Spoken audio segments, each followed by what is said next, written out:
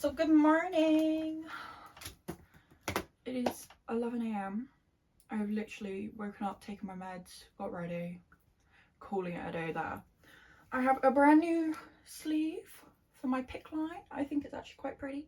Hey guys, so we are doing a bingo card today for the rest of the time it takes for me to get to the end of my recovery period. So whether that's inpatient me in limbo right now, waiting for being admitted to hospital, time when I'm in hospital, and then the recovery period afterwards. I want a bingo card of things to just kind of keep myself offline a little bit more. I have until September, so that's March, April, May, June, July, August, September. 7 months.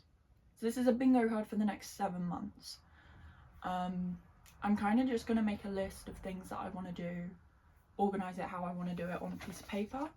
My iPad is dead, so I wanted to do it on my iPad originally, but I have no patience to wait for it to charge. I'll do an original version on paper, just to kind of get an idea, and then I'll, in my, lonesome state right now, transfer it to my iPad.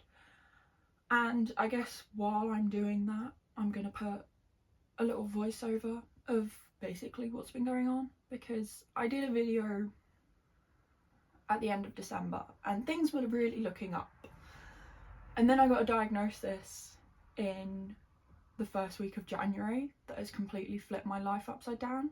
Not even flipped it upside down, just put it on pause. Like, I am still at my parents' house, I can't go back to university, to my friends, to where my roots have been laid. So this is kind of me trying to do a little bit of catch up of documenting what's going on in my life, because oh my god, there's a lot to document at this point in time. So yeah, without further ado, I'm going to get on. I'm going to turn you into a time lapse and you are going to listen to future me. So let's run this back a bit while I'm doing my planning right here. I've been having a lot of health issues for a while now, fainting, issues with catching things like colds and flus that will last for longer than needed. My body was just not working right. So we had a lot of investigation done at the end of last year, including a bone marrow biopsy in December, which came back as showing that my bone marrow is performing at a 10% rate, whereas for my age as a 20-year-old, it should be at 80%. I got referred to a specialist in London because they needed to rule out whether it was blood cancer or not, and the local hospital didn't deal with such severe cases. It's not cancer. I had that very big relief quite early on when they did a lot of blood work, which I was happy about.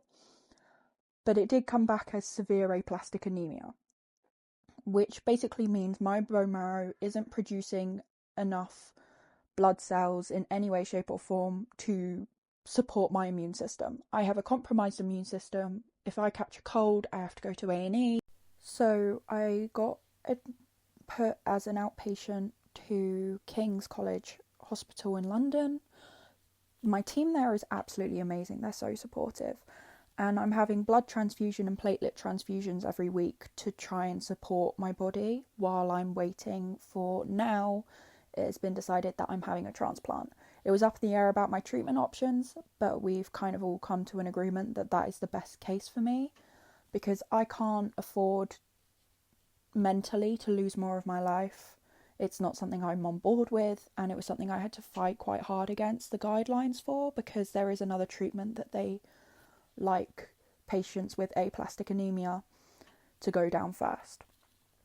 Now, this whole thing, it has been an absolute nightmare, because I had my whole life set up in Lincoln. I was finally getting around to getting over a toxic relationship, finding peace in myself, really having my own life again. And it's something that I haven't really had. I'm like 20 years old, I was in second year uni. My first year was an absolute roller coaster of a shit show with other mental health things going on. And I really thought that this year I would really benefit myself. But that's kind of how I'm feeling at the moment. Medically, I'm very practical.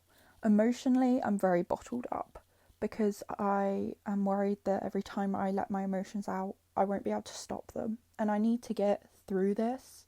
So I'm being quite practical, but practical in a sense of hopeful, which is something that you'll see when we're talking about what's on my bingo card here, because this kind of came to me from watching other productivity YouTube videos, kind of being like, what are people doing for the new year and stuff? And I was like, I haven't got an idea what I can actually physically do in 3 months' time, let alone what I can do this week. So we're going to just be optimistic, hopeful, and really try to give me something to drive towards. But yeah, I am 1 in 150 for the year in the UK. I like, they do 150 diagnoses of this every year, I think. I'll put the stats on screen now for you guys. I am a rarity in itself, and I love the fact that my whole family has gone on board with just calling me the special child, which is actually kind of funny. But as you can probably tell, this is 2 months of information condensed quite quickly because I don't want to overshare, but I'm being very optimistic.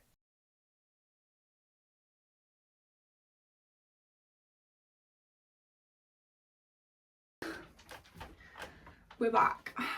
I hope that was enough time to kind of like vibe with what's going on. And when I said at the beginning that this was a messy rough draft, I meant it. It is pencil messy, so me for first drafts, but it's a plan. So we're going to run through it. I'm going to put a picture of it up here and we're going to have a little thought. So I have severe aplastic anemia. I'm pretty sure I would have already said that.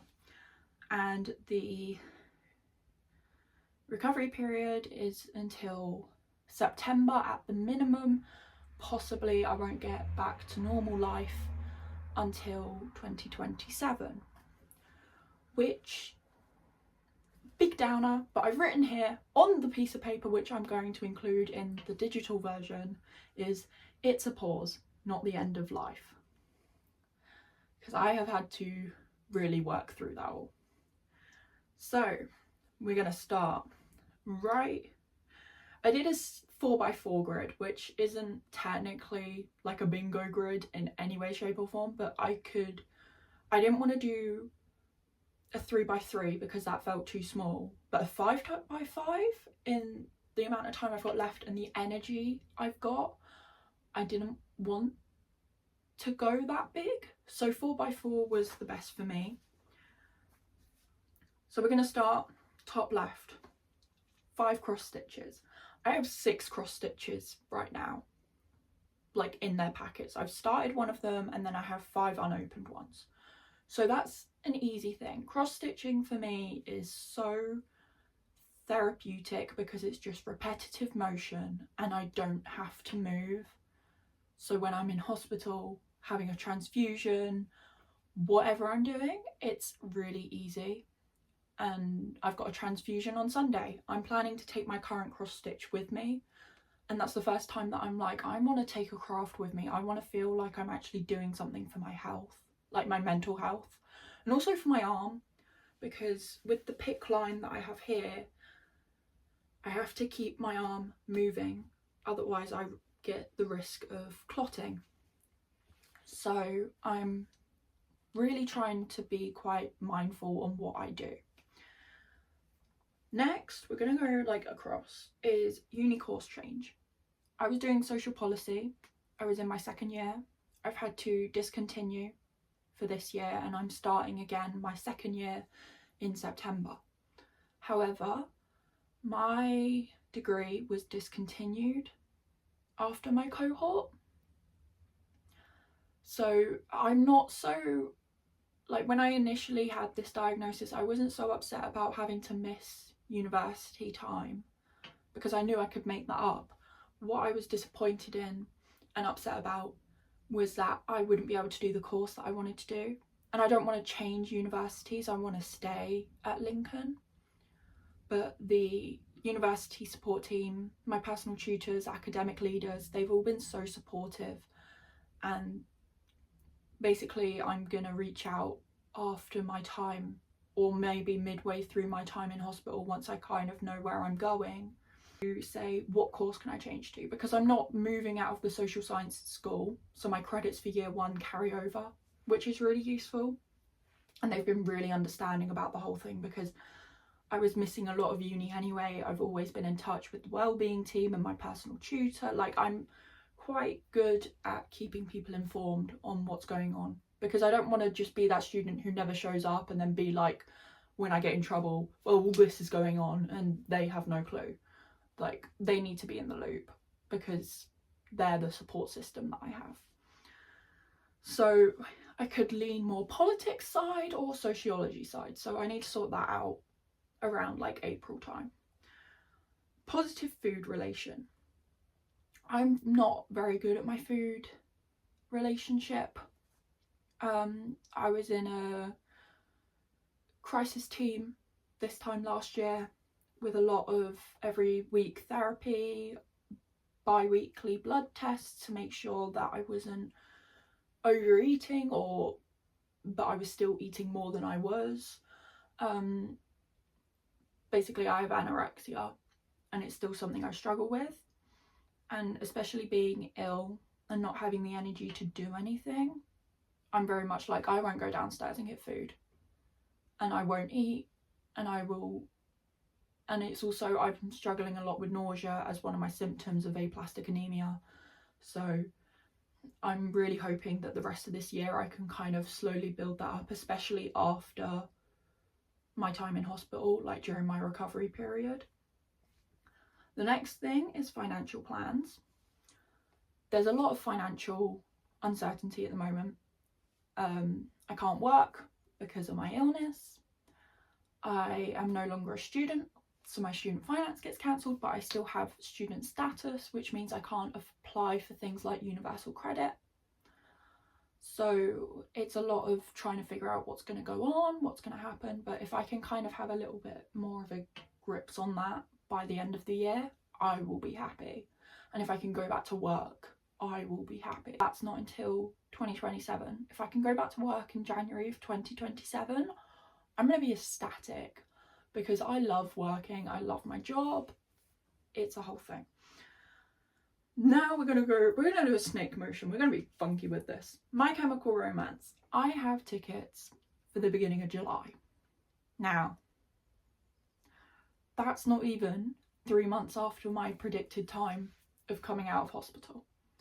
So that one is a very much, it's leaning towards I'm not going to be able to go. And if I do go, I'm going to have to wear a mask, like a face mask. And I'm going to have to be really careful and really self-aware of how my body's feeling. So it's a little bit of a 75-25% more leaning towards I'm not going to go, but it's still something that I can kind of look forward to and hope will happen, because that might drive me to have a little bit more positivity, being like, I can do this, you know, I have this goal. Also, I should probably mention the way I did this was I did crafts, goals and practical. So I didn't just make it all like, this is what I need to focus on, this is the practical side of it. I was like, if I don't include things that are going to make me happy or benefit me, like, I need a balance. But I also need to know that some of my goals are just me trying to make myself happy. So another craft item, for example, is colouring. I love colouring. I have so many colouring books at the moment. I have some lovely new pen sets. I just need to keep colouring. And I will say the past like month I've been a little bit off with it, because I've been just so down about the whole situation. So that's something I'm looking forward to. The big one, 2027 freedom. That is the ultimate goal. Now, when I say freedom, I don't mean all of this is over, because I know going into next year I'm going to have probably a blood test every 3 months just to check where my blood levels are at. I might have to have another bone marrow biopsy. that's fine. But if I can be back at university and all of that stuff is happening in Lincoln rather than in London, I class that as freedom. I want to have my independent life back. Cool, I can have the support, but I don't want to be dependent on someone. So that is my idea of freedom in this sense. And of course, that's 10 months down the line. Who knows what the timeline's going to look like by then, but that's me being very optimistic. The next one is a healthy walk. I can't walk very far. My lungs, my heart, they can't hack it at the moment because of how little blood I have in my bloodstream. I'm not able to be oxygenated properly. No, I want to be able to walk to the corner shop round the corner by the end of summer, get myself a Monster and walk back and not feel like I'm going to pass out. That is like a big goal. Or even just take a small walk along the coast with my dog and my dad. That would be amazing, because right now I can't do that. I put myself at risk of passing out. No. Like walking up and down the stairs at the moment, fuck that.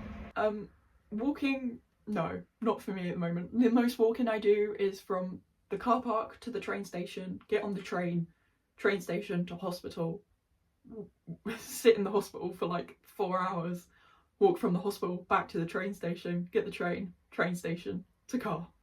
That is my walk at the moment, twice a week, and I cannot hack it. So we're halfway through. Next is university in September. I want to be back in university, whether that's online or in person in September. And another thing that the uni has been really great about is, because I've already taken my first semester of second year, even though I've got to repeat it, I can do it online because I got the gist of it. The one compulsory course that I have to do, because the other 3 modules are chosen, I got the gist of it.